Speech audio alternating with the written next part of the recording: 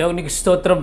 ప్రియమైన వారలారా, రక్షకుడును ప్రభు అయిన యేసుక్రీస్తు వారి నామంలో మీకు శుభములు, వందనాలు చెల్లిస్తూ ఉన్నాం. దేవుడు మిమ్మలను, మీ బిడ్డలను, మీ కుటుంబములను దీవించి ఆశీర్వదించునుగాక. ఆమెన్. God bless you. దేవునికి స్తోత్రం. హల్లెలూయా. ప్రియమైన దేవుని పిల్లలారా, మీరు కొంతమంది వ్యక్తుల చేత బాధించబడుతున్నారా? మీరు కొంతమంది చేత నష్టపోయి ఉన్నారా? కొంతమంది ప్రజల వలన మీరు ఇబ్బందులు పడుతున్నారా? కొంతమంది వ్యక్తుల వలన మీరు బాధను, నిందను, అవమానాన్ని అనుభవిస్తున్నారా? అయితే దేవుడు మీకు వాగ్దానం చేస్తున్నాడు. వారిని మీ మధ్య నుంచి వెళ్ళగొట్టి మీకు క్షేమాన్ని కలుగు చేస్తానని ఆయన వాగ్దానం చేస్తున్నాడు. చూద్దాం లేఖన భాగము ద్వితీయోపదేశ కాండము 9వ అధ్యాయము 6వ వచనము చివరి లైన్లు మనం చూసినట్లయితే ఈ రీతిగా రాయబడి ఉంది. నీ దేవుడైన యెహోవా వారిని నీ ఎదుట నుండి వెళ్ళగొట్టుచున్నాడు. దేవునికి స్తోత్రం. హల్లెలూయా.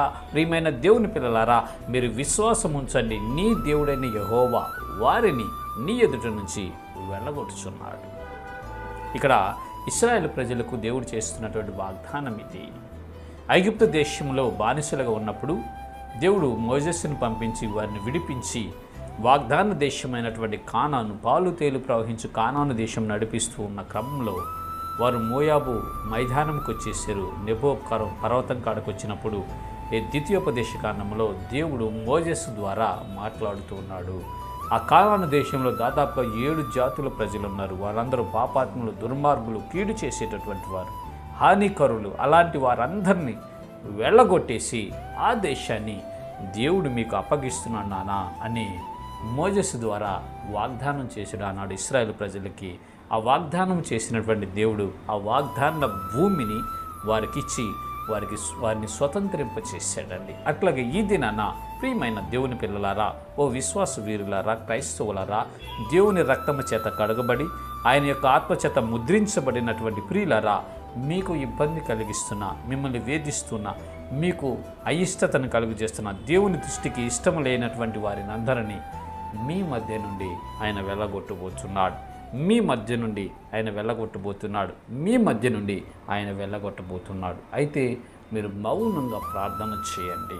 వారు మీకు ఏమి చేసినప్పటికీ, ఎంత కీడు చేసినా, ఎంత నష్టము చేసినా, ఎంత దుర్మార్గంగా వారు మీకు ప్రవర్తించినా మారు మాట్లాడకుండా మీరు గతిలోకి వెళ్ళి మన దేవునికి విజ్ఞాపన చేసినట్లయితే, దేవునికి మీరు ఆ కార్యాన్ని అప్పగించినట్లయితే ఆయన చర్య తీసుకొని మీ మధ్య నుండి వారిని వెళ్ళగొట్టబోతున్నాడు. అంతేకాని వారు ఒక మాట అన్నారని మనం 2 మాటలని, వారేదో చేశారని మనం ఇంకోటి చేస్తే దానివల్ల దేవుడు చర్య తీసుకోడండి.